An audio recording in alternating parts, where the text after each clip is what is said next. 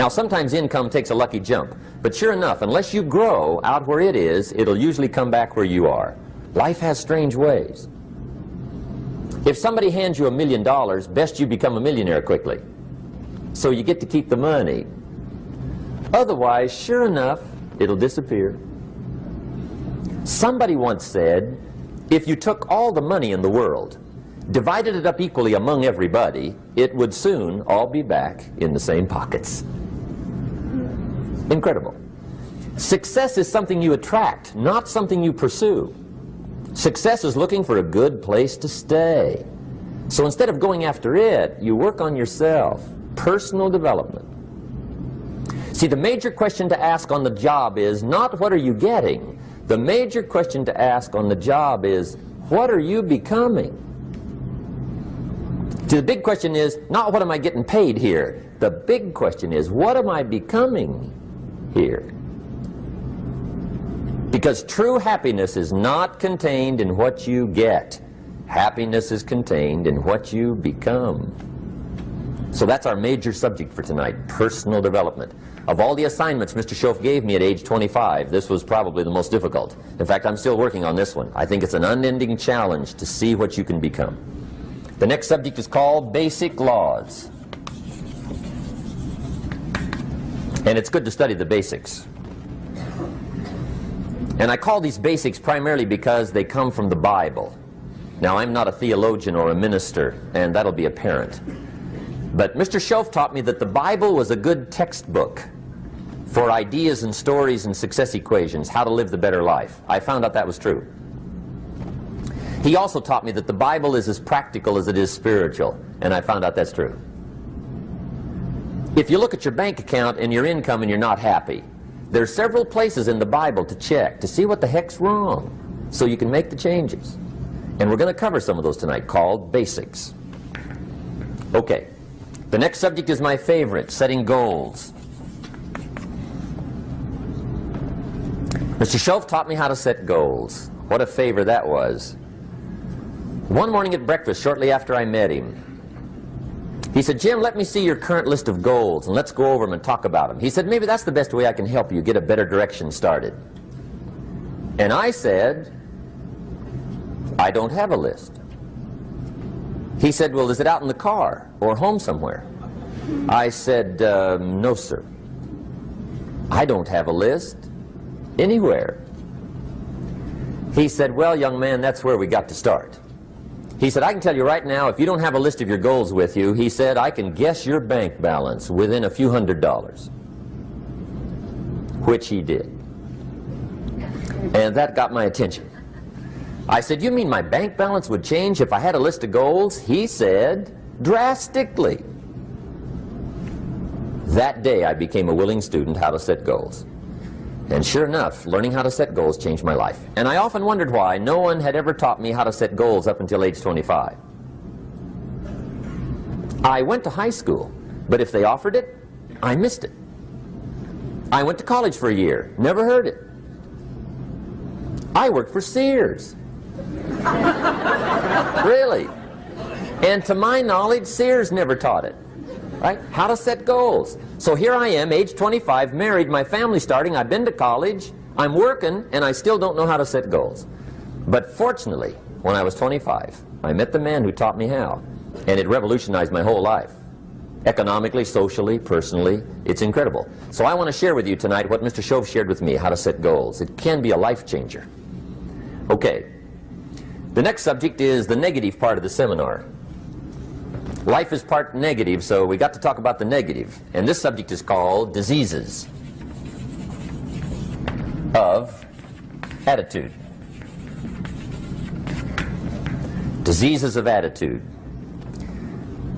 There's a lot of things that can wreck your chances to do well. We live in a rather dangerous world, so you got to be not only wise, you got to be careful. Now, attitude diseases are just as bad as physical diseases, right? High blood pressure, heart trouble. I mean, a lot of things lace your chances to do well. So you've got to be careful. And attitude diseases are deadly. I mean, they'll destroy all the good things you start. Okay?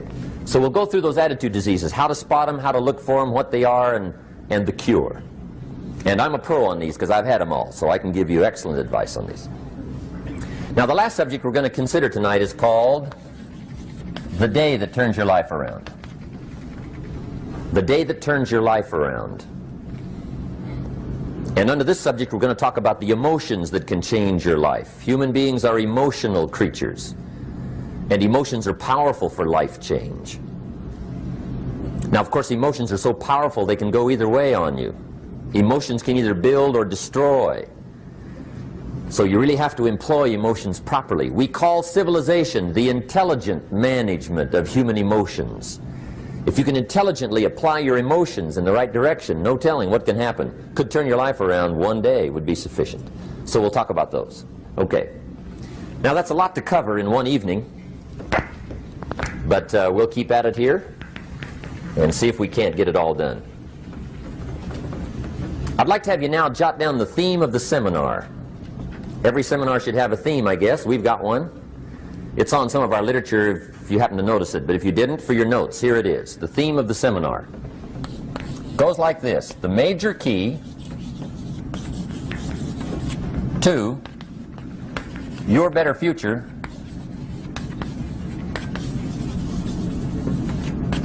is you. That's the theme of our seminar tonight. The major key to your better future is you. And I'd like to have you underline two words just to give it some added punch. Underline the word major and the word you, so that it reads, the major key to your better future is you. Now, my first suggestion is transfer this to a card or something where you can put it up, where you can see it every day. Preferably put it up where you can see it at the beginning of the day, before you go off to put the day together. This is a good phrase just to glance at, to keep in mind as you're putting the day together. It's called the silent seminar.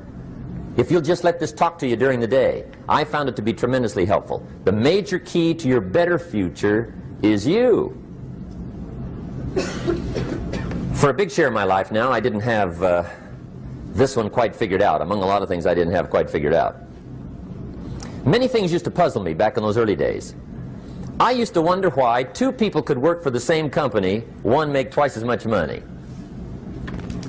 Now see, that used to puzzle me. And maybe they were the same age, graduated from the same school, live in the same community, work for the same company, with the same products and the same services. They've got the same traffic, the same problems, and one makes $1,000 a month, the other one makes $2,000 a month. Now that was my puzzling question. Why would this long list be the same and the money twice as much? I asked, what's the difference between $1,000 a month and $2,000 a month? And I don't mean $1,000 a month, right? I could figure that out. But what makes the difference? Why would one person do twice as well, 3 times as well? Speaking economically. Now, I know there's more than one way to do well. I understand that. But in this little narrow area called compensation, what's the difference? Well, back then, with my faulty thinking, I'm trying to reason it out. I thought, well, maybe time makes some of the difference, right? Some people do better because they have more time. I used to say, Harold ought to be able to do well. He's got a lot of time. If I had all of Harold's time, I could do well. Now, that's got to be dumb, right? Number one, you can't get somebody else's time. A guy says to me one time, he says, you know, if I had some extra time, I could make some extra money. I said, then forget it. There isn't any extra time. Hey, when the clock strikes 12 midnight, that about wraps it up, right? I mean, you can look around the gongs there for a little more, but it's over. You say to the guy, what are you doing? He says, I'm looking for extra time. See, they'll come and take you away, right? There isn't any more time. Now, if you can't get more time, which you can't, what could you get more of that would make a difference in economic results? And here's the key word. Make it a part of your notes. We're going to consider it tonight. The word is value. And I have a little phrase for your notes. Value makes the difference in results. Value makes the difference. You can't get more time, but you can create more value. Now, here's the first lesson of economics. Everybody should learn it from the time they're old enough to understand what a dollar means, how to earn one, how to get one, how to keep one, what to do with it. First lesson of economics. We primarily get paid for value. That's lesson one. Bringing value to the marketplace, that's how you get paid. You don't get paid for the time. I know it takes time to bring value to the marketplace, but you get paid for the value, not the time. Now, since that's true, here's one of the key questions of the evening. Is it possible to become twice as valuable at the marketplace and make twice as much money in the same time?